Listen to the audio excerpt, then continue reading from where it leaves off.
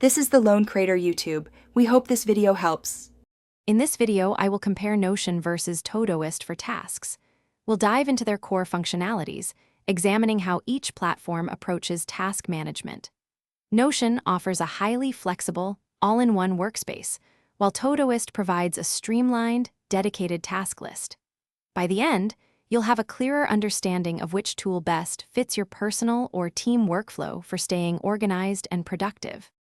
When it comes to task features, Todoist shines with its quick add functionality, natural language processing, and robust recurring tasks. You can add a task like buy groceries every Friday effortlessly.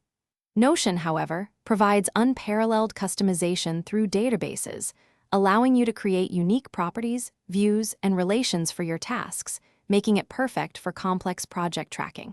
It's a trade-off between speed and depth.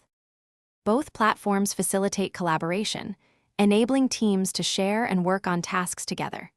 Todoist boasts integrations with over 100 popular applications, including Google Calendar and Slack, streamlining your workflow across different tools. Notion's integration ecosystem is growing, often leveraging third-party services like Zapier for extensive connectivity. Consider your existing tech stack to see which integrates more seamlessly with your daily operations. Regarding pricing, Todoist offers a generous free plan and affordable premium options, starting at around $4 per month for advanced features. Notion also provides a robust free personal plan, with team plans scaling up based on users.